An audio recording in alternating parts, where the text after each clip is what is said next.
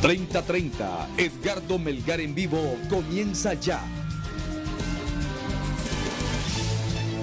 Saludos amigos de 3030, gracias por estar con nosotros esta noche. Estamos en vivo hoy domingo 20 de octubre. Nuestros distinguidos invitados hoy aquí en el estudio: don Julio Navarro es un analista político, un reconocido analista político, simpatizante del Partido Libertad y Refundación, y don Eval Díaz, ministro de la Presidencia. Señores, muchas gracias por estar aquí. Contrario, gracias, Ricardo. Muy bien, el tema de hoy, por supuesto, no puede ser otro más que el juicio y el veredicto de culpabilidad contra el señor Juan Antonio Hernández y, por supuesto, sus repercusiones para Honduras. En los distintos escenarios que se pueden presentar en el país en las próximas horas, semanas, meses.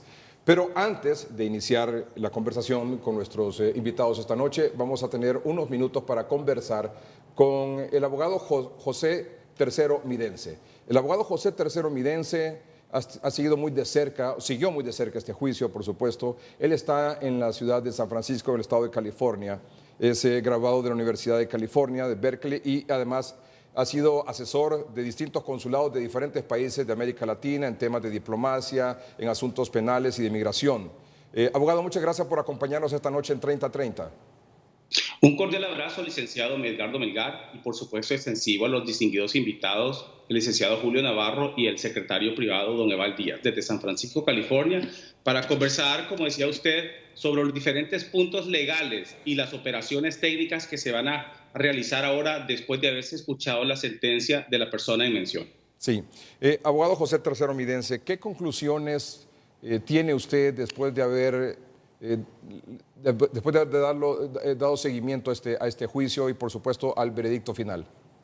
Dos cosas importantes que conversábamos. Número uno, deja de ser importante en este momento el jurado, el fiscal y el juez, y pasa a ser la persona más importante, lo que se llama el probation officer o el parole officer. ¿Para qué? Estos desarrollarán un informe oficial desde el nacimiento, las relaciones sociales, la educación, el tema financiero y todo el aparato histórico de la persona que ha sido sentenciada el día de hoy, para que ese informe, licenciado Melgar, pueda pasar a manos del fiscal y sea discutido tanto con la defensa, con la fiscalía. Una vez que ese informe, en los primeros 30 días, se realice, tendrá el abogado defensor y podrá objetar alguna información que vaya dentro de ese informe. ¿Qué significa ese informe y por qué el Petrial Service Officer es lo más importante en este momento? Porque basado en ese informe habrá un preinterrogatorio antes de realizar el informe, en donde podrá estar presente el abogado defensor. Y esas preguntas son valiosas y son importantes. La gente decía que por qué la persona que ha sido sentenciada no tuvo ningún movimiento ni reacción durante el transcurso de la sentencia. Primero que todo, son estrategias de nosotros los abogados internacionalistas de que la persona no tenga ninguna expresión ni facial ni física para que no pueda hacer o darle a entender al señor juez que está molesto independientemente de que la sentencia haya sido en contra, porque todas esas expresiones faciales, físicas y cualquier cosa que pueda decir va en lo que se llama, licenciado Melgar, el pre-sentence informe. Ese pre-sentence informe lo entrega al juez y el juez, basado en eso, decidirá la sentencia. La sentencia prevista para el 17 de enero de 2020. ¿Es correcto decir que esta sentencia podría ser de 30 años a cadena perpetua? Buena pregunta. El sentenciado, cualquiera que sea, especialmente con delitos federales contra los Estados Unidos de América, tendrá una sola oportunidad más de reunirse con el Petrial Service Officer. Le hará consultas sobre la vida, hará consultas sobre la historia, la educación, el comportamiento, y tendrá la oportunidad en ese momento de tener un arrepentimiento, de decirle a los Estados Unidos de América que le pida disculpas por todas las transacciones que se realizaron, por la sentencia, por supuesto, y en ese momento, en la conclusión, el Petrial Service Officer podrá recomendar al juez que hubo un arrepentimiento y que puede de pronto la persona solicitar que se le rebaje la pena. A la pregunta que usted hacía, existe un manual oficial, una guía, que en el 2005 la Corte Suprema de Justicia de Estados Unidos dijo que no era más automática la sentencia mínima, sino que el juez podría utilizar ese manual en aspectos federales para poder dictar la sentencia de 5, de 20, 30, 40 o cadena perpetua. ¿De qué depende de eso, licenciado Melgar? La sentencia depende, número uno, de cómo cierre el sentenciado o el condenado en este momento, las disculpas que le pueda pedir a Estados Unidos y, por supuesto, algunas objeciones que haga el abogado en ese interrogatorio de la presentencia. ¿Puede ser menor de 30 años o no? Puede ser menor de 30 años siempre y cuando el oficial Petrial escriba lo más suave posible. Sin embargo, el fiscal podrá también recomendarle al oficial de probación que esta persona puede ser peligrosa más adelante, que ha cometido tantos delitos, que se ha portado muy mal desde su nacimiento hasta ahora, y esa es la objeción que puede presentar el abogado, diciéndole que no, que fue un impasse en la vida de esta persona en los últimos años. Entonces, ¿puede ser menor de 30? Por supuesto que sí. ¿Quién recomienda eso? El oficial de probación. ¿Quién decide? El juez. Durante el transcurso del juicio, la defensa allá y acá se enfocó bastante en descalificar, de señalar a los testigos, a los colaboradores presentados por la Fiscalía. Evidentemente, individuos ligados al narcotráfico, algunos con condena, otros todavía sin condena en Estados Unidos. ¿Cree usted que fue correcta la tesis de la defensa o el argumento de la defensa de tratar de descalificar a esos colaboradores de la Fiscalía? La pregunta va en función de dos maneras, licenciado Edgardo Melgar. Número uno, desde la regla de la ética profesional, nosotros de pronto no podemos hacer algunas recomendaciones cuando el juicio ya terminó porque sería antiético y antiprofesional desmeritar la actuación de los colegas abogados. Desde el punto de vista procesal sí le puedo decir que existe una función en la defensa cuando existen testigos que en contra del acusado, que se llama el prior inconsistent statement. ¿Qué significa eso? Significa que una persona puede dar una declaración fuera de la corte y ya cuando está bajo juramento da otro tipo de testamento. En ese sentido, el prior inconsistent statement se ataca directamente no a la persona, no diciendo que la persona es criminal, que es asesina o que se ha comportado muy mal, sino que el estamento, lo que dijo la declaración fuera de la corte, porque puede ser un hearsay, que es la excepción de la regla. Entonces, en ese sentido, para mí, se enfocaron demasiado en la persona, que eran personas malas, que habían hecho delitos criminales anteriores, que estaban en los Estados Unidos extraditados, pero nunca los escuché decir el prior inconsistent statement. Por lo tanto, el juez dictaminó que si no existía una contradicción entre la declaración que dieron anteriormente y la declaración que estaban dando dentro de la corte, por lo tanto, eso fue una de las cosas que sí me puse a estudiar mucho porque atacaron directamente el carácter moral de los declarantes y no la inconsistencia de la declaración. Lo cual a su criterio fue un error. Para mí sí, porque cuando usted está en la corte, especialmente en un caso penal, usted no tiene que atacar a la persona porque él no es el que está sentenciado o que lo van a sentenciar. Usted lo que tiene que decir es, no es que es mentiroso o que habla mal de la persona, sino que qué declara antes fuera de la corte y qué declara ahora. Y el prior inconsistent statement, que es una de las figuras importantísimas en la materia de evidencias, que no existe ni en Centroamérica, ni en Honduras, ni en Sudamérica, pero que en los Estados Unidos es completamente separada del procedimiento penal. Ese prior inconsistent statement creo que hizo que el juez dijera que si la declaración de los testigos afuera fue verdad, adentro también. Abogado, es muy claro que un juicio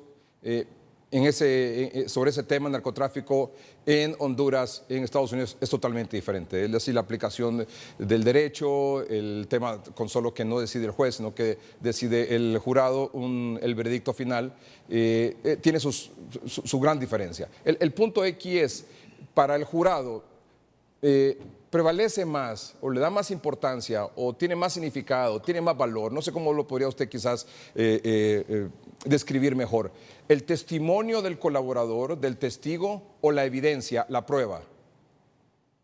Buena pregunta, aquí me extiendo un poco. Existen dos materias en el tema de la prueba. Número uno, circumstantial evidence, direct evidence y relevant evidence. ¿Qué significa eso?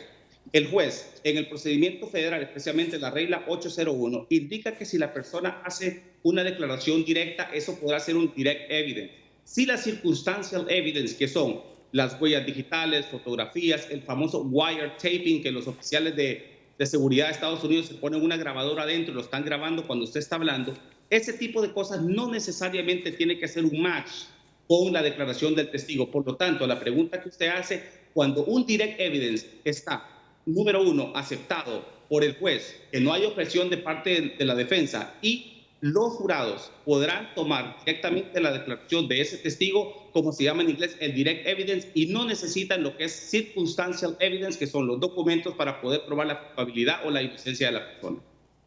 La fiscalía o el fiscal durante el juicio mencionó en varias ocasiones narcoestado, que Honduras era un narcoestado, que las instituciones estaban a favor del narcotráfico o en defensa o propiciando o favoreciendo, facilitando las labores del narcotráfico en el país. Esa posición del fiscal en este juicio es la posición del Departamento de Justicia de Estados Unidos, es la posición del gobierno de Estados Unidos. Eso que dijo el fiscal es parte de las actuaciones que tiene que tener dentro para tener un impacto directo con el jurado. Entonces, no necesariamente tiene una relación directa con Honduras desde el punto de vista legal y desde el punto de vista administrativo y procesal legal federal, sino que tiene un impacto más que todo para la condena de la persona y que puedan decir que este caballero que estaba ahí estaba colaborando con algunas actividades ilícitas en el país. Uno, la persona no era funcionario público. Número dos, la persona no tenía una relación de gobierno directamente él con el Estado en el caso de trabajo o en el caso, por ejemplo, de algunos negocios. Y número tres, los fiscales no necesariamente representan, como decían anteriormente, lo que quiere el presidente de Estados Unidos. Los fiscales son completamente separados. Lo que hizo ese fiscal fue poner en grande, más o menos, para el jurado, hacer un impacto que se llama psicológico, de decir que el país estaba atravesando por una situación diferente y que esta persona estaba siendo colaborador de las personas que estaban traficando droga. Por lo tanto, no es una posición oficial del Departamento de Estado. Es más, es prohibido, y nosotros como funcionarios públicos le puedo comentar que tenemos una serie de regulaciones para no influir, mucho menos contactar, ni tampoco hacer informes o solicitar informes de otras entidades de gobierno. El señor Juan Antonio Hernández, bajo las actuales circunstancias, ya con el veredicto de culpabilidad, ¿él se puede convertir en un colaborador de la Fiscalía en Estados Unidos para otros casos de narcotráfico en Honduras y ser beneficiado, como evidentemente ocurre con los testigos? Importantísima la pregunta. En el cierre de la sentencia, del reporte que le menciono yo, que poco se conoce en Honduras, porque uno de pronto puede respetar los criterios que el juez, el jurado y el fiscal, pero aquí ninguno de ellos tiene parte, sino que el oficial Petriel. Ahí va a estar, licenciado Melgar, el punto específico y principal de que si la persona puede tener una conversación amena, de arrepentimiento y, por supuesto, puede prestar colaboración con algunas información que le convenga al gobierno de Estados Unidos, ese tipo de información, ese tipo de conversación le puede absolutamente bajar la pena siempre y cuando lo recomiende el oficial de probación. Es decir, él puede incorporarse a ese sistema de protección de testigos y ser favorecido de alguna manera, ya sea reduciendo la pena o algo así. Desafortunadamente no le puedo comentar quién está en este momento en esa misión en donde estaba acusado, y nosotros que estamos cooperando con la defensa también de este personaje, lo hicimos que se moviera a testigo. En este caso, de pronto no tanto porque los delitos son tan altos, sin embargo sí le puede ayudar al licenciado Melgar para reducir la pena siempre y cuando el informe de oficial Petriel lo disponga en las conclusiones y por supuesto que el fiscal esté de acuerdo, porque recuerde usted que ambos, la defensa con el fiscal, ambos pueden hacer objeciones a ese famoso reporte. Tendrán de 20 a 30 días para discutirlo. El juez lo llama a una corte tanto en privado o puede ser público, pero el informe no podrá ser conocido por absolutamente nadie, excepto por el juez, el fiscal y la defensa. ¿Sabe usted qué porcentaje de la prueba se desestimó en este juicio? Buena pregunta. En porcentaje uno puede decir de 20 a 50, 70%. Lo que a mí me pareció es que se desestima lo que es el prior inconsistent statement por parte de la defensa. Eso fue lamentable para mí, porque en ese sentido, como le decía, no se ataca lo que se llama en inglés el impeachment of the witness. O sea, que se está atacando a la persona que si directamente el licenciado Melgar colabora, digamos, dos personas que roban un banco, a uno de ellos lo ponen en el stand, ahí sí puede atacar usted directamente el carácter de la persona. En este caso, ninguno de ellos hizo directamente la actuación con el condenado, pero sí ese prior inconsistent statement fue fatal para mí en lo que es la defensa. O sea, que ellos debieron haberse enfocado más en la persona o tratar de descalificar a quien estaba dando testimonio, colaborador de la Fiscalía, y enfocarse directamente en tratar de desmentir y probar que lo que estaban diciendo era mentira. Para mí, en ese caso, sí, más que era mentira, era que el testimonio no concordaba. En inglés hay una figura, licenciado, que se llama refreshing recollection. ¿Qué significa eso? Que usted le puede decir al señor juez que a través de la recolección de las ideas, de la declaración del testigo fuera de la corte, ahora dentro de la corte, no hace completamente match y no hace, por supuesto, como un direct evidence oficial para que la persona que está listo a ser sentenciado culpable o no culpable, no tenga ninguna relación en ese sentido. Si ustedes vieron, no se presentó ni una tan sola prueba de documental, de huellas digitales, simplemente fotografías y a unos wiretaping que llevaron los oficiales y el fiscal. Pero más que todo, la direct evidence, la declaración directa del testigo, en ese caso en Estados Unidos, es plena prueba. ¿La apelación cree que tenga algún resultado? Buena pregunta. Las apelaciones son bien complicadas en los Estados Unidos porque no funcionan como en Honduras, que usted presenta la apelación 14 días después de que recibe la sentencia. Primero que todo, tiene que llenar una forma que se llama Notice of Appeal. Una vez que envíe esa nota, el juez la tiene que evaluar. Los 3 jueces, por supuesto. Y si los jueces deciden que sí, hay un famoso escrito que se llama el brief.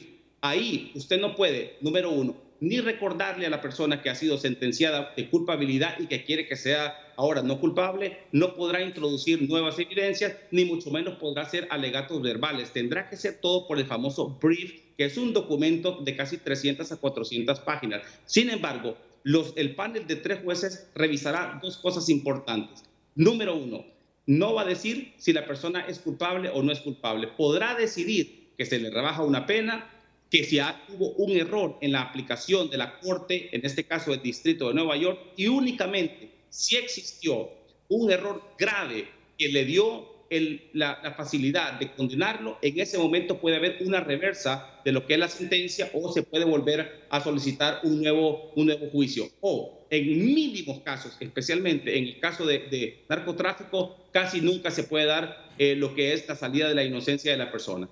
Mientras se dé la sentencia, ¿dónde va a permanecer el señor Juan Antonio Hernández y bajo qué condiciones?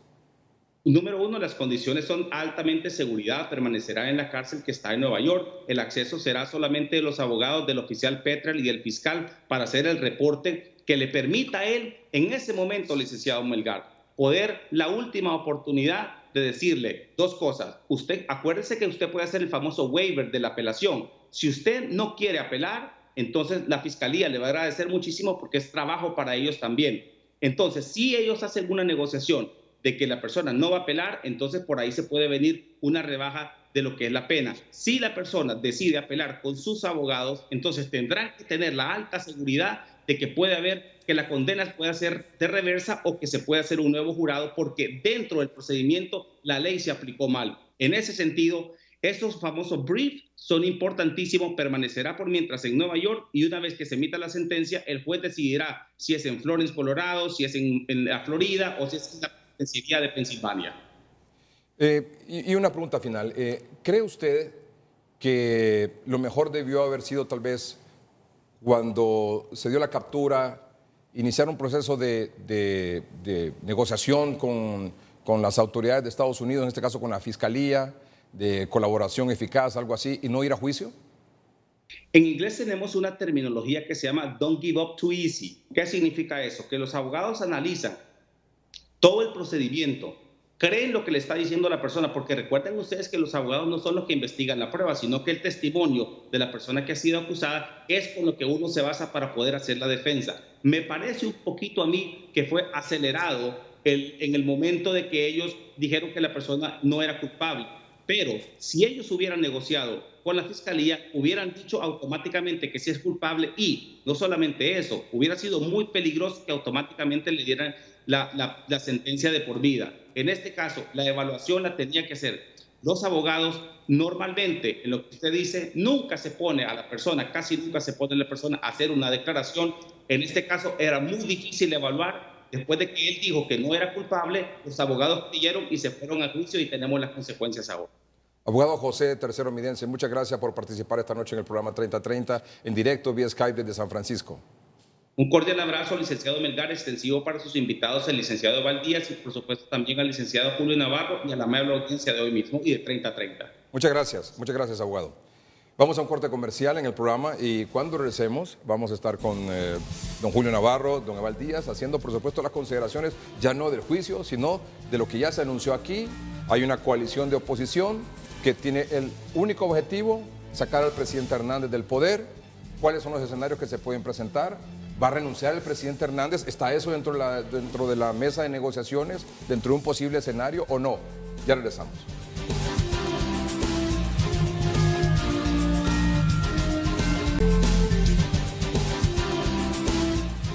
Nuestros invitados esta noche, don Julio Navarro, es un analista político, reconocido analista político nacional, es simpatizante del Partido Libertad de Refundación, don Eval Díaz es ministro de la Presidencia. De nuevo, gracias por estar con nosotros. El análisis de esta noche ya no es obviamente ni el juicio, ni el veredicto, ni nada de esa cosa, porque ya lo hemos planteado, ya se conoce. Lo que vamos a analizar esta noche, y para eso yo los he invitado, es qué va a pasar ahora aquí en Honduras y cuáles son los posibles escenarios que se puedan presentar. Antes de eso, por supuesto, vamos a presentar la declaración que resume el objetivo que tiene la coalición de oposición integrada por el presidente del Partido Liberal, luego el ex candidato de la Alianza de Oposición, don Salvador Narrala, y el expresidente Manuel Zelaya y líder del Partido Libertad de Refundación, que fue quien convocó a esta reunión donde se integró esta coalición.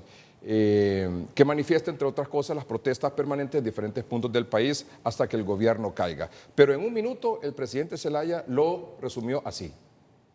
La única forma de lograr la renuncia obligada, porque no va a renunciar por su voluntad, el tirano que hoy oprime este país, la única forma es con el pueblo organizado política, social y económicamente. Claro que sí. A partir de hoy mismo en la noche, tanto Luis Zelaya, Salvador Narrala, su servidor, están autorizados para iniciar gestiones con los diferentes sectores. Acuérdense que aquí se ha tomado una decisión que yo quiero resaltarla, Luis y Salvador, muy importante. Todas las decisiones de esta coalición opositora serán por consenso, absolutamente en beneficio del pueblo hondureño. Son presencia permanente en las calles, convocando a paro nacional, convocando a otros sectores sociales, políticos y económicos, con el único objetivo de que el presidente Juan Orlando Hernández renuncie. Su opinión, don Eval Díaz. Sí, bueno, primero agradecer la invitación. Comenzar expresando mi solidaridad con el presidente Hernández y su familia por esta situación que ellos han vivido y están viviendo. Pero de ahí para allá es importante analizar que el Estado de Honduras no estuvo sentado en ese banquillo como acusado. El señor Antonio Hernández tuvo sus abogados que lo defendieron, para unos bien, para otros mal. Ese es un debate particular. El Estado de Honduras no estuvo sentado ahí, no tuvo la posibilidad de defenderse, no tuvo la posibilidad de argumentar. Por ello, las aseveraciones que argumentó el fiscal, tanto en su apertura como en su cierre, son aseveraciones que nosotros rechazamos contundentemente. Que Honduras sea un narcoestado. Eso es un acto de injusticia con un país que ha trabajado y mostrado con hechos su compromiso con el liderazgo del presidente, pero también con el compromiso del Consejo Nacional de Defensa y Seguridad, que integra el fiscal general, que integra el presidente del Congreso, que integra los ministros de Defensa y también de Seguridad y otras agencias e instituciones que han mostrado en Honduras resultados concretos. La disminución en la criminalidad en el país falta la mitad. Yo diría que falta la mitad, pero bajamos de 90 a menos de 40, y esos son hechos concretos. Pasamos de un 80% de tráfico de droga a un 3%, esos son hechos concretos. Estaban muchos espacios del territorio nacional controlados por los cárteles de la droga, los Cachiros, los Valle, todos los que han declarado y otros que no han declarado, que ya no tienen ese control territorial porque hay una política de seguridad pública que los ha obligado a abandonar esos espacios que han tenido y porque también hemos ido recuperando, falta todavía mucho, paulatinamente la fortaleza de la institución. En Honduras no hemos tenido y no hay condiciones para que nos tomen una ciudad los narcotraficantes. En Honduras no hay condiciones en este momento con la fortaleza que tiene el Estado de Honduras a través de sus instituciones de seguridad para que los narcotraficantes puedan atentar contra la ciudadanía de manera impune. Eso es gracias a años de construcción y trabajo.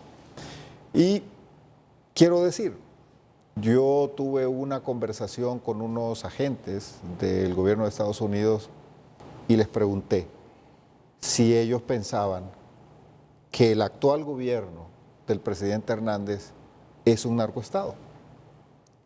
Y ellos se sorprendieron de la pregunta y me dicen, mire, eso fue un fiscal, pero no es la opinión ni del Departamento de Estado, ni de la Casa Blanca, no es la opinión de la Homeland Security y otras agencias, me hicieron una mención, eso no es lo que nosotros opinamos, es más, vamos a estar acompañando en el desfile a las Fuerzas Armadas y ahí estuvieron, dando el respaldo a la institucionalidad hondureña que ellos saben que ha combatido la criminalidad.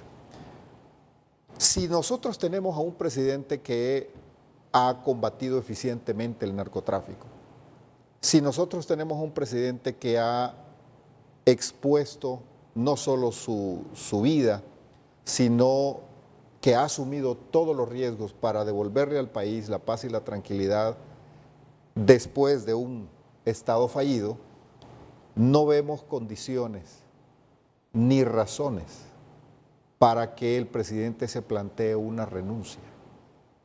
Ahora, la oposición política hará su esfuerzo, como lo ha hecho en el pasado, para presionar a que el presidente abandone el poder. El fuerajo no es de ahorita, el fuerajo es desde hace varios años. Entonces, ¿qué es el fuerajo? Es sacar al presidente de la presidencia de la República. Entonces, primero fue por una razón, desde el gobierno pasado, luego fue por las elecciones, después fue por el último conflicto que tuvimos de los temas de salud y educación, para mencionar de los hitos más relevantes, y hoy toman este tema como otro argumento para salir a las calles con el fuerajo. Por un lado, Salvador Nasralla, con sus amigos de las maras y las pandillas, que son los que salen a incendiar las calles, a hacer los saqueos, a bloquear el paso de los ciudadanos que se transitan de un lado para otro. Ese es el poder de Salvador Nasralla, la movilización de las maras y pandillas. Por cierto, hoy que venía marchando con la gente del Partido Nacional, ahí a la altura del barrio Morazán, salieron unos individuos a atacar a la gente normal del Partido Nacional que iba marchando.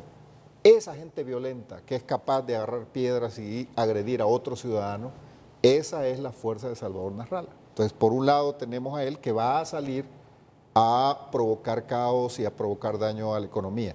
Y por otro lado, la posición de Mel Zelaya, en el sentido de que él representa una ideología de izquierda y que en este momento está replanteando su lucha en la región latinoamericana. Ya vemos lo que pasa en Chile, lo que está pasando en Ecuador, lo que está pasando en otros países, y el mismo Diosdado Cabello ha mencionado en su discurso a Honduras como un objetivo para generar ese caos, esa violencia fundamentada en temas ideológicos. Entonces, claro, el panorama se plantea complicado, el panorama se plantea difícil, pero cierro diciéndole que el presidente Hernández no tiene por qué renunciar.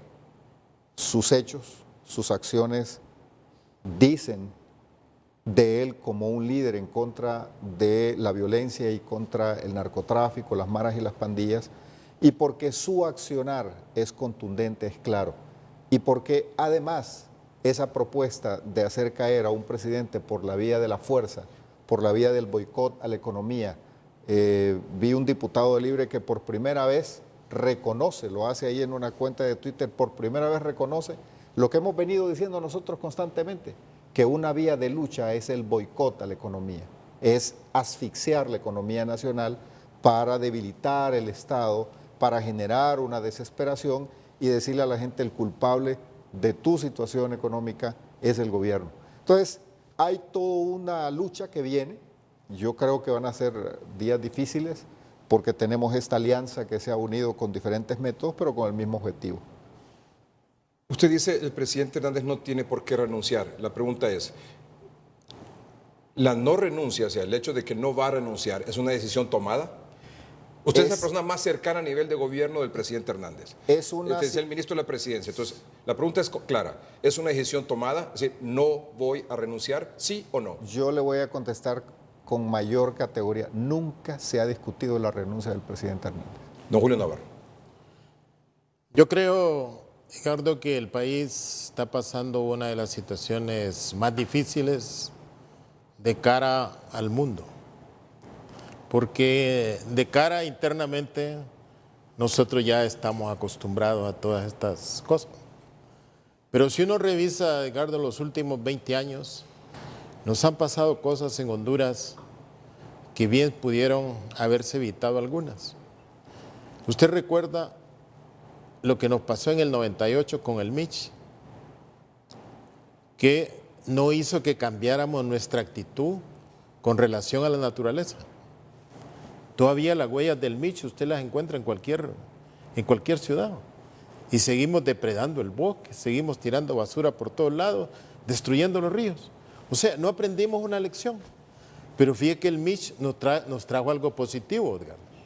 Como nos pusieron en el mundo entero en las televisoras, nos condonaron 3.200 millones de dólares, recuerdo. Porque dijeron, estos tan pobres están, que les vamos a perdonar. Eso es un hecho positivo, pero la lección equivocada es que hoy tenemos una deuda de casi 15.000 millones de dólares. O sea, no aprendimos. El otro fenómeno, 2009. El golpe de Estado del 2009 siempre tuvo como argumento de que había una distorsión del modelo político que había en Honduras y que el rumbo que seguía no era el que el país creía que debía de tener. Y se dio un golpe de Estado, ¿para qué, Edgardo? Para enmendar el modelo. O sea, para volverlo, meter en el cauce que debía tener. Y el golpe más bien trajo una descomposición terrible. Mire, rompió el pacto de gobernabilidad que había entre liberales y nacionalistas y creó otra fuerza. Después de más de 100 años, creó otra fuerza política que hoy disputa el poder por otros medios. Y toda esa descomposición que se dio después del golpe de Estado creó la supremacía del Partido Nacional sobre los otros partidos. Y el Partido Nacional ignoró cualquier tipo de negociación interpartidaria, sino que negoció con facciones del partido. El fiscal lo dice. Partido Nacional, dice el fiscal, cuando perdió las elecciones del 2005, juró no volverlas a perder y buscó todas las alianzas habidas y por haber, alguna lícita y otra no lícita, dice el fiscal, para retener el poder. Y algo que siempre respetaron los políticos en Honduras y que el ejército era garantía de esos, de la alternabilidad en el poder, creado en la Constitución de 1980-81, que surgió en el 82, de que los militares iban a tutelar los desafueros que podían cometer los civiles y que iba a haber alternabilidad en el poder, porque usted recuerda ya en el 2005 hubo intentos de convertirle el Congreso en una constituyente, pero el Partido Nacional miró destruido su principal adversario, entonces se arrogó el liderazgo de todas las instituciones del Estado. Y en eso los liberales, una facción liberal, colaboró mucho para los resultados electorales no se expresaron en el Congreso. Te recuerda, en el 2010 el Partido Nacional sacó una mayoría de diputados, en el 2013 no, pero no hubo alianzas para que un poder del Estado fuera a otro partido de oposición, que era el Partido Liberal. Entonces el Partido Nacional agarró todo el poder del país, la Corte Suprema de Justicia, y eso me parece a mí que fue el mecanismo que sirvió para que hoy estemos en esta terrible situación. O sea, los desmanes que se fueron cometiendo y que ha llevado a que Honduras haya estado, si no como representante, Honduras ahí en el Tribunal de Nueva York, pero sí con el nombre de país. Ahí no solo estaba desfilando la gente que ha cometido actos criminales en Honduras, que son hondureños, que yo a veces he dicho que son víctimas de este país, porque como no funciona la justicia en Honduras, tuvieron que ir al exterior a reclamar justicia, que es otra de las paradojas terribles que hoy nos debe enseñar algo. ¿Por qué un hondureño tiene que cruzar las fronteras para ir a pedir justicia? Porque en su país no se la garantiza. Entonces ahí se menciona Honduras, el fiscal menciona cuáles son las características del modelo político que tenemos nosotros y por qué se da eso. Entonces yo creo que la lección, porque vamos a seguir nosotros en esta situación donde la Fiscalía ha perdido su credibilidad, porque ahí dijeron, ninguna de las personas que sirvieron no funcionó. ¿Cuántas personas que están requeridas en Estados Unidos han mencionado altos ejecutivos del gabinete de gobierno, de la policía en Honduras, y esas personas siguen allí sin que se den por aludidas ni nada por el estilo? ¿Vamos a seguir nosotros así? ¿O realmente nos vamos a convencer que hemos equivocado el camino y que es necesario pararnos y hacer una reflexión, ver todo el panorama político, ver todas las fuerzas políticas que hay y ver cómo llegamos a un diálogo para replantearnos el país que queremos? No seguir con esta situación de que después del fallo, unos creen que hay que salir a la calle y el gobierno también dice que hay que salir a la calle. O sea, siguiendo el modelo venezolano. ¿A qué ha llevado el modelo venezolano? Un día sale la oposición y otro día sale el gobierno. Luego nombraron un gobierno que lo reconocen 50 países y el otro lo reconocen 130 países. ¿Ese es el modelo que nosotros queremos para resolver nuestra problemática? Yo creo que no va. Yo creo que debemos, repito, volver a reconocer que nos hemos equivocado, que hemos abusado de la paciencia de la ciudadanía o del apoyo que algunos sectores le dan al Partido Nacional, pero que es el momento de dar un golpe de timón y no pensar de que hay venganzas de un tipo o de otro, porque yo creo que sí Honduras necesita recuperar el camino que lo conduzca al fortalecimiento del país, a recuperar las instituciones que han sido totalmente degradadas. Edgardo, en los últimos años hicimos desaparecer Hondutel, hicimos desaparecer el SANA, hicimos desaparecer cuántas instituciones se crearon en el 50 y en el 70. Y hoy tenemos la ENE, la empresa monopólica que ha habido en Honduras. ¿Se imagina lo que es un monopolio? Hoy quebrada la ENE, que es la principal debilidad de carácter fiscal que nosotros tenemos. Entonces yo creo que esto que ha pasado en Nueva York, vergonzoso para nuestro país.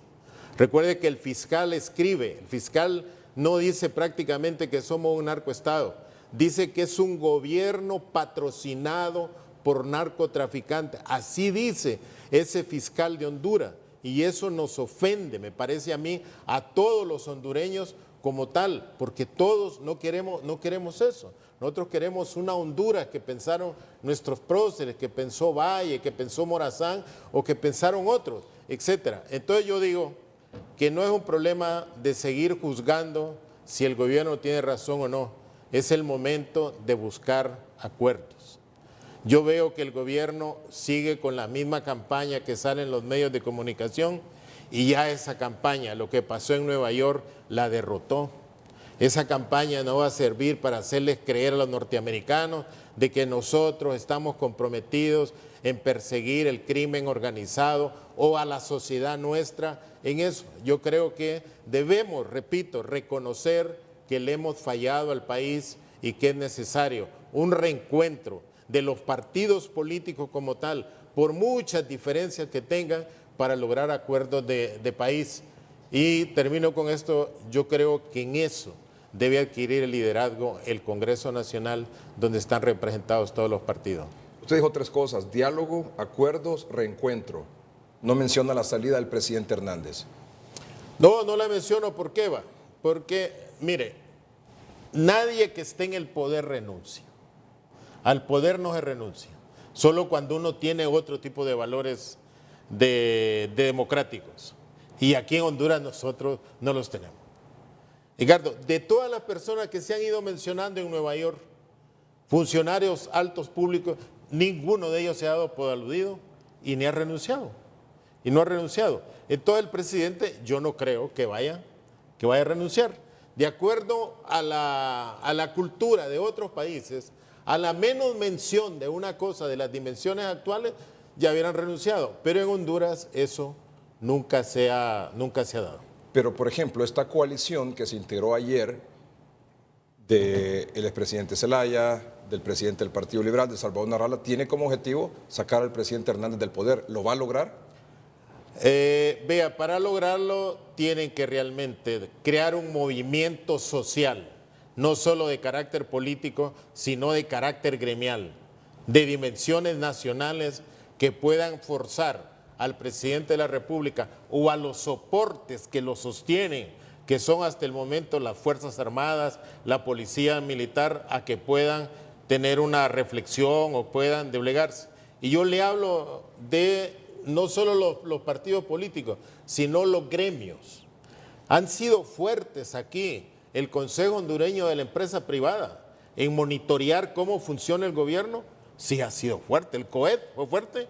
El COED obligó a López Arellano en el 70 a hacer un pacto de unidad junto con las centrales obreras. Hoy las centrales obreras no existen como tales, pero el COED sí sigue siendo un gremio de empresarios fuertes y hasta el momento el COED no se ha sentido comprometido en que crea que el modelo político nuestro está fallando y que necesita repuntarlo. ¿Usted cree, don Julio, que esta coalición va a lograr que otros sectores sociales, gremiales, económicos se integren a ellos para sacar al presidente Hernández? Vea, eso está por verse, No, ¿qué opina usted? Yo particularmente le digo, yo no creo que las marchas, simplemente las marchas, puedan votar a un presidente cuando hay instituciones de poder como las Fuerzas Armadas, como la Policía Militar, que hoy tiene mayor capacidad de movilización que las Fuerzas Armadas mismas, tengan el apoyo irrestricto al gobierno. Pero la otra presión que se puede dar en las calles como tal, no creo yo que pueda ser suficiente para derrocar un gobierno. Y uno tiene ejemplos aquí nomás, en Nicaragua. En Nicaragua, cuando salieron los estudiantes, cuando salieron los jóvenes, se creyó que iba a triunfar otra revolución. Lo que ha habido en Venezuela, lo que ha habido en Ecuador, lo que ha habido en todo eso. O sea, el poder tiene otros soportes que no necesariamente lo van a votar unas manifestaciones que se den en la calle. Eso lo sabe el presidente Zelaya.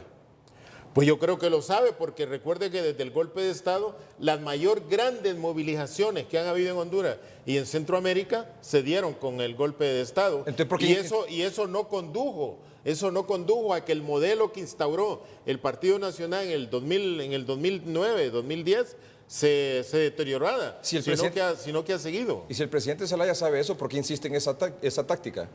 Porque también yo creo que está ofuscado, como usted ve ofuscado al gobierno. El gobierno con toda la propaganda nos quiere hacer creer que esto es un paraíso, que no es paraíso para los narcos ni nada por eso.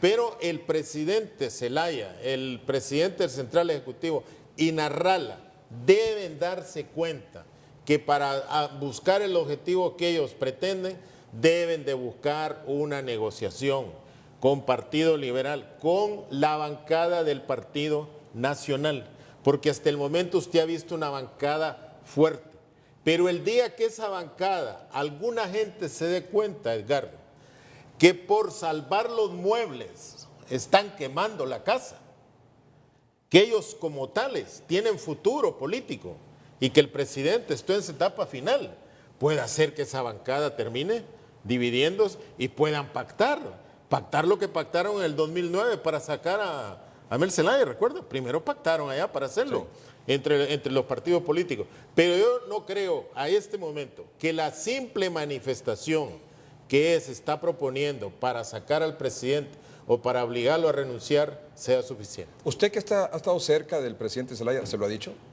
No, yo no se lo he dicho, yo a día no lo veo. Bueno, ya se lo dijo ahorita. Mire, yo estoy en desacuerdo con don Julio.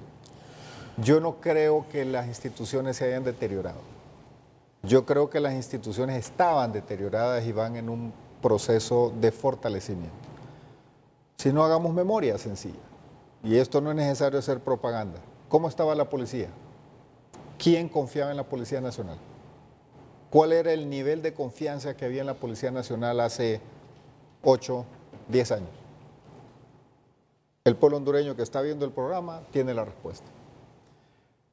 ¿Cómo se combatía la criminalidad hace 10 años? ¿Qué pasaba con las maras, con las pandillas hace 10 años? El pueblo hondureño sabe. ¿A dónde llevaban a los mareros y a los pandilleros y a los criminales de alta peligrosidad? ¿A dónde los llevaban hace 10 años? A cárceles donde vivían como reyes. Y desde ahí mandaban a matar a gente inocente, a empresarios, a emprendedores, a políticos, a gente, vivían en la absoluta impunidad. Hoy ya no es así. El sistema carcelario, aunque no le gusta a los de la izquierda, porque ellos tienen una visión muy suave con los privados de libertad, yo me quedé sorprendido de ver que el modelo que toma la izquierda internacional para hablar de los derechos de los privados de libertad es Nelson Mandela, porque estuvo preso 27 años o 28 años. No puede usted comparar a Nelson Mandela con los extorsionadores, con los sicarios, con los asesinos, con los que mandan a matar gente inocente. Yo no lo he interrumpido, Julio. Una interrupción. No lo interrumpí, Los señores discúlpeme. que declararon en Mire, Nueva York dijeron que pagaban extorsiones. Yo estoy recordando que cómo estaba la institucionalidad hace 10 años y cómo está hoy. No teníamos policía militar por lo que sea. Hoy tenemos una policía militar que sale y que combate de frente.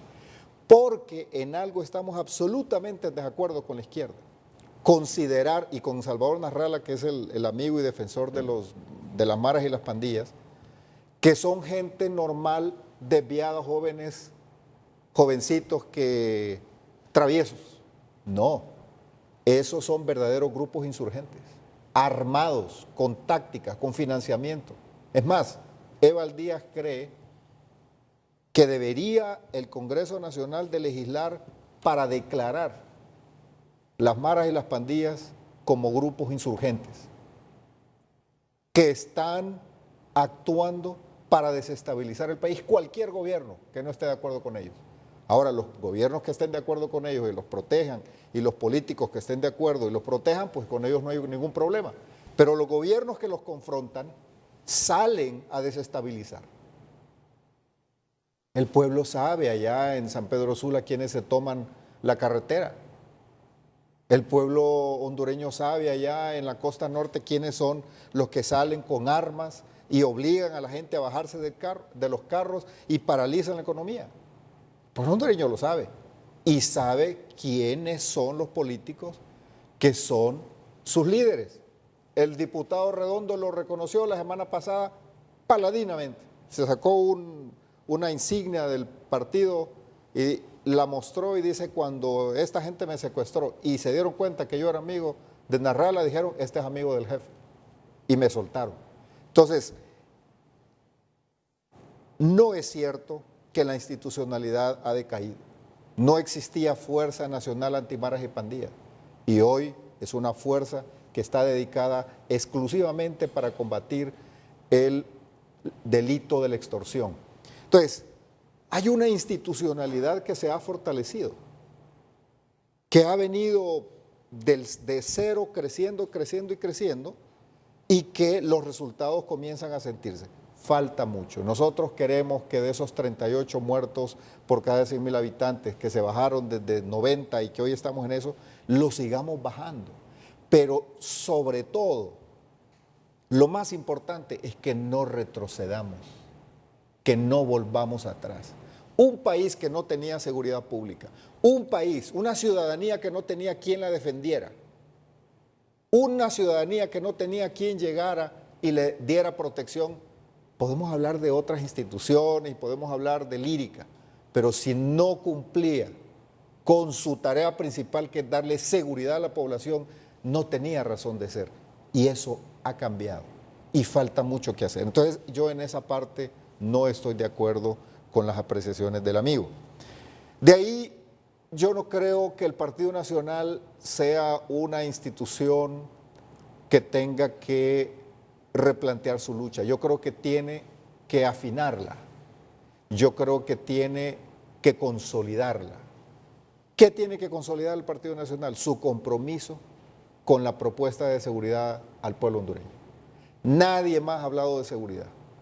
Todos hablan de ablandar las penas, todos hablan de tratar con guante blanco a los privados de libertad, todos hablan, es un discurso suave con la criminalidad, los derechos humanos y todo este conjunto de pensamientos.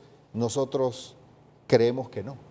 Hay que generar crecimiento económico, pero no puede haber generación de crecimiento económico o de condiciones para que haya crecimiento económico si no tenemos condiciones de seguridad pública. Si usted no siente la seguridad de que donde usted está hay una autoridad que lo protege.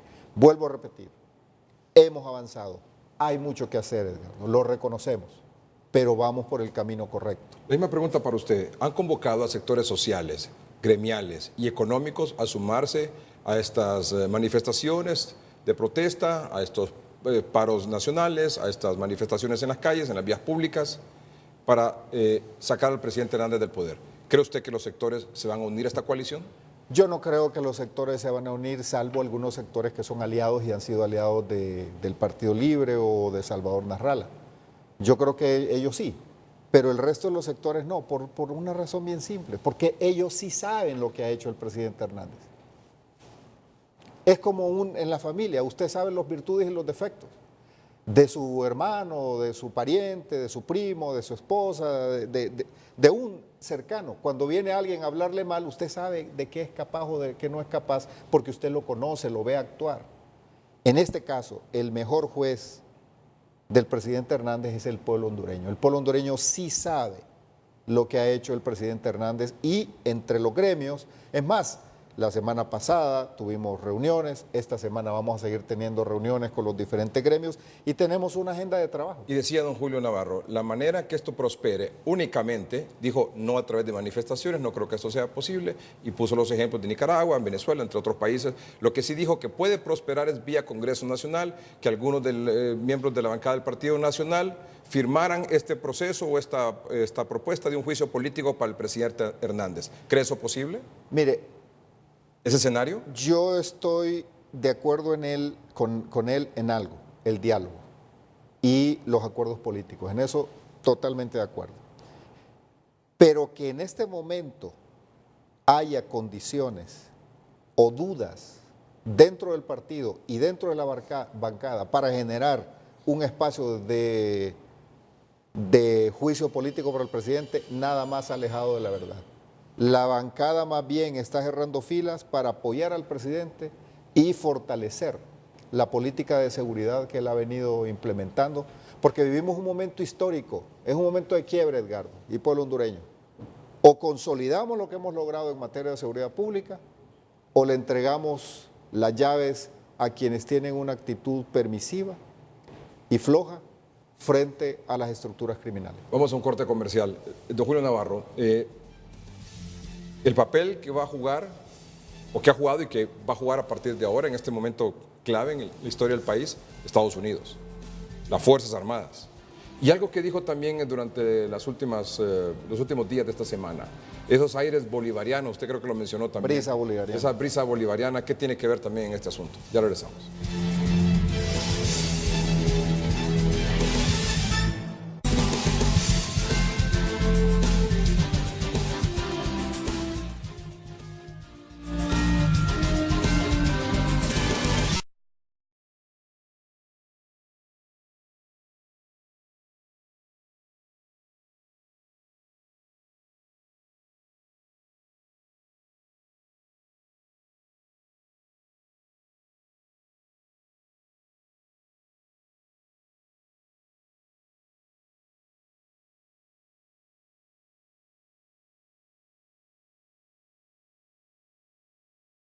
Regresamos a 30:30 gracias a Óptica Popular, para que tu regreso a clases se vea mágico.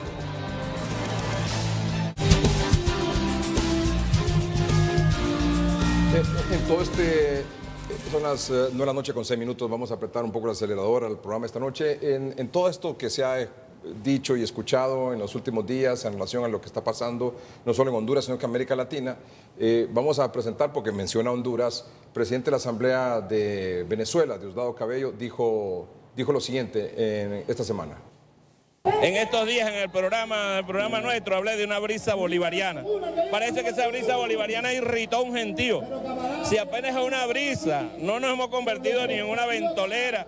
Y ahí si nos convertimos en un huracán que sea capaz de llegar a todos lados. Apenas estamos en la etapa de brisa y no la detiene ni Almagro, ni el grupo de Grima, ni la OEA, no la detiene nadie. Cuando los pueblos deciden ser libres y reconocen el liderazgo y reconocen el ascendiente del padre Bolívar sobre cualquier movimiento independentista del mundo, uno dice, mira, Bolívar lo conocen. Nosotros estuvimos en Vietnam, en una calle, un mural de Bolívar. Uno se le llena el alma y el espíritu de patria, ¿eh? Y Bolívar es reconocido, no puede un vendepatria como Almagro desestimar la cosa con una brisita bolivariana. Mire, Almagro, vamos para un huracán bolivariano, un huracán bolivariano, el huracán de los pueblos, no lo detiene absolutamente nadie. Lo que está pasando en Perú, lo que está pasando en Chile, lo que está pasando en Argentina, lo que está pasando en Honduras, en Ecuador, es apenas la brisita. Lo que viene ahora es el huracán. Aguántese que es absolutamente imposible que Colombia se quede tal como está. Es absolutamente imposible que Brasil se quede como está. No hay forma. Eso va a reventar, esos países van a reventar porque tienen una sobredosis de neoliberalismo. Eso no lo aguanta nadie. Y menos si no le consultan a los pueblos. Y sobre eso, esto dijo hoy el presidente Hernández durante una marcha del Partido Nacional. Que se vengan las brisas bolivarianas que quieran. Ya intentaron aquí en el pasado montar una constituyente. Ya más claro no habló Mel Zelaya, aquel que estuvo en el 2006 y que nos produjo toda esta tragedia. Ya lo dijo anteayer. Vamos, dice, por el rescate del poder. Vamos a suplantar el gobierno y llamó a una constituyente. Y el que andaba separadito de él, que en la campaña pasada andaban de la mano y que dijeron llamar a la constituyente en la campaña del 2017, yo les digo que los principios y los valores que nuestra Constitución encarna sobre la familia, sobre el rol de Fuerzas Armadas, de la policía, de los institutos y operadores de sociedad, de la justicia y de la seguridad, son principios inalterables. Los principios de la libre empresa, los principios de atender al más necesitado, de justicia social, son valores inalterables. Aquí se debe respetar los valores que están en nuestra Constitución. Y en ese sentido, no piensen que como carroñeros van a venir a suplantar el poder, porque aquí hay un pueblo hondureño que tiene corazón de león, mente y pensamiento clara hacia dónde tenemos que ir para levantar este país. En un minuto, don Julio Navarro. Muy bien mencionados los principios de la Constitución por el presidente de la República. Se le olvidaron dos, presidente: alternabilidad en el poder y división de poderes. Eso no se lo escuché. Y esos dos principios son los que nos tienen en esta situación caótica que hoy estamos.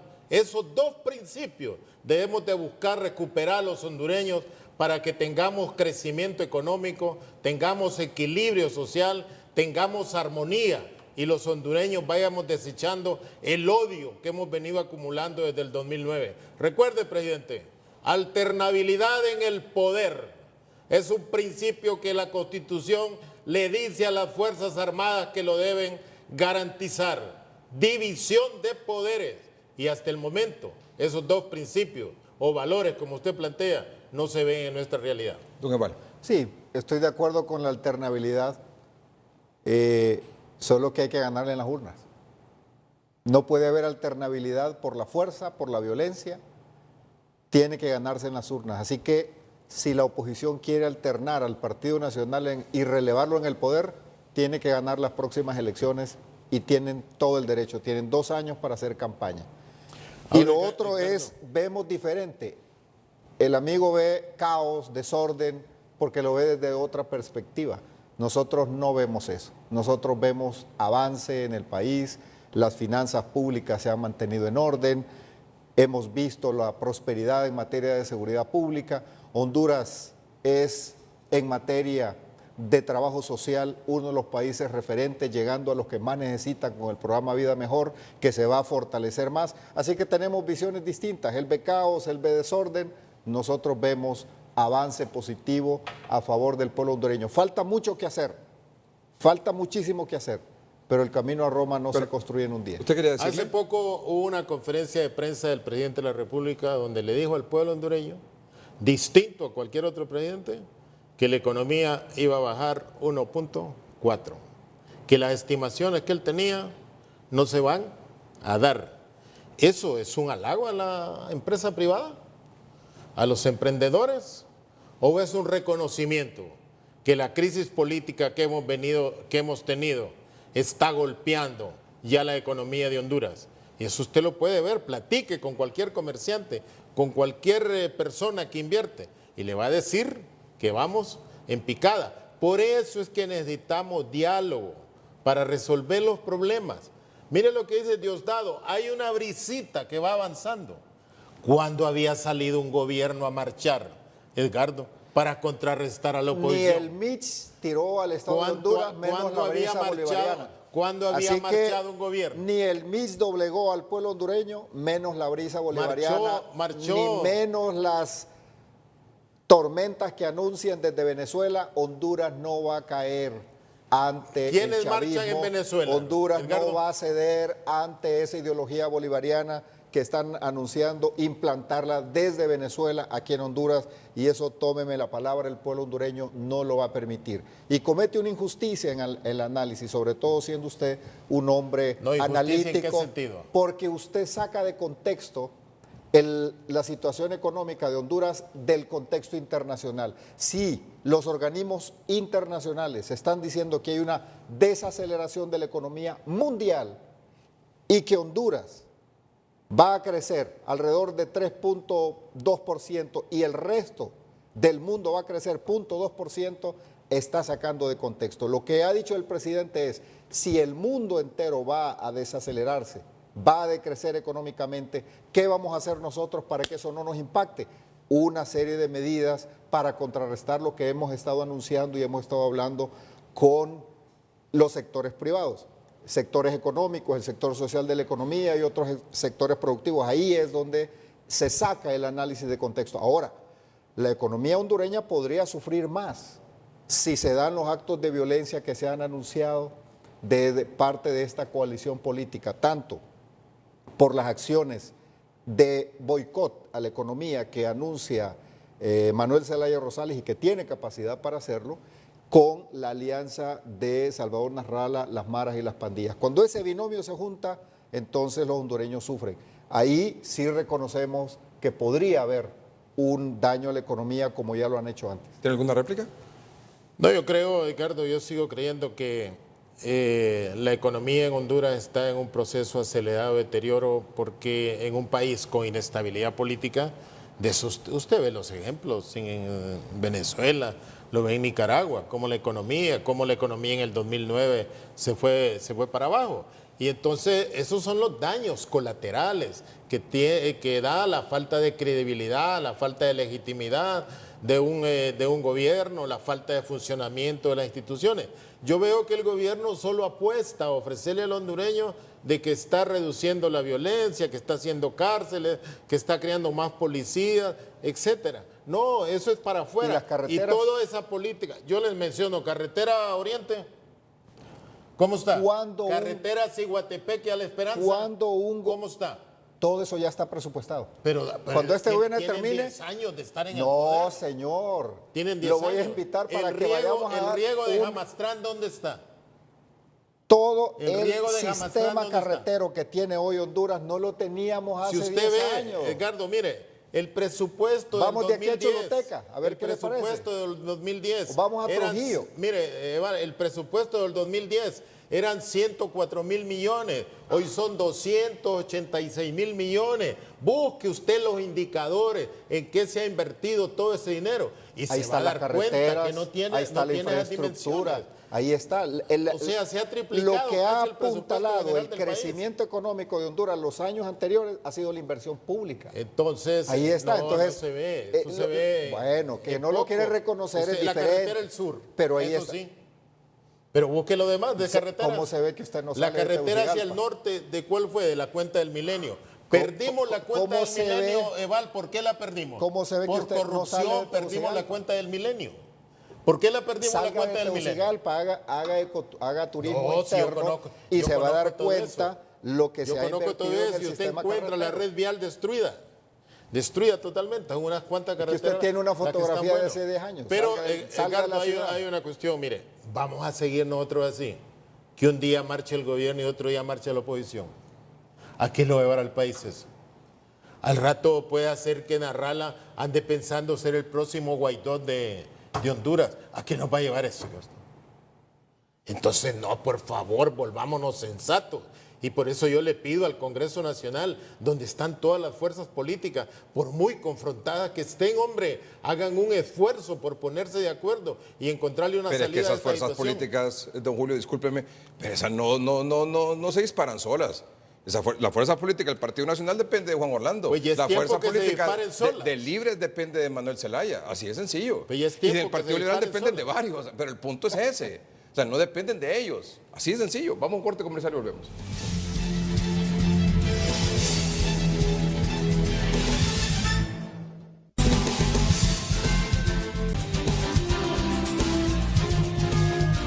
Dentro de los posibles escenarios de lo que puede ocurrir en el transcurso de los próximos días depende mucho el papel de Estados Unidos en las Fuerzas Armadas. ¿Cómo lo define usted en este momento?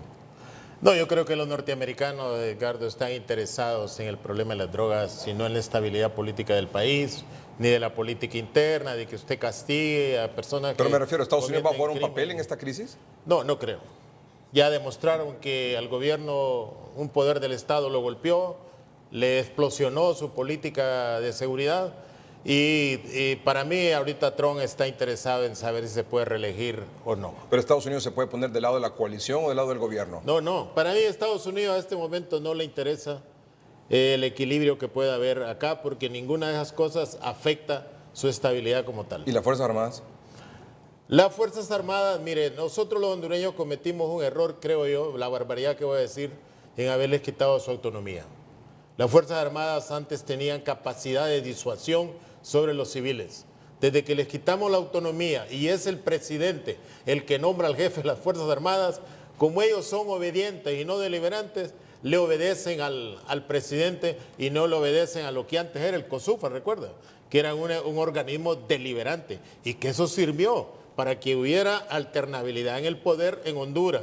Hoy las Fuerzas Armadas están totalmente sometidas al Poder Ejecutivo y no son capaces de discrepar. La misma pregunta para usted, don Eval. Estados Unidos, Fuerzas Armadas. Yo creo que todo lo que hemos hecho ha sido por el pueblo hondureño, no por Estados Unidos. Yo lo rechazo, no creo que aquí hemos estado trabajando para Estados Unidos.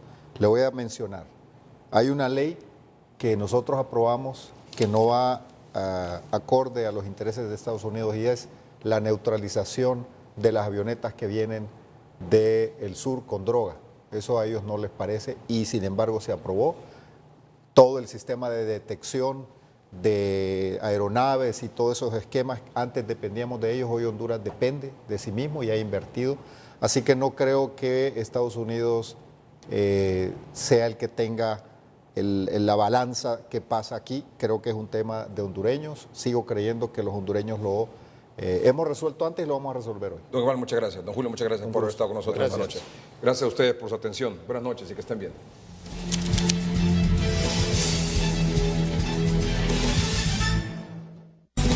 ...30-30, gracias a Banpaís.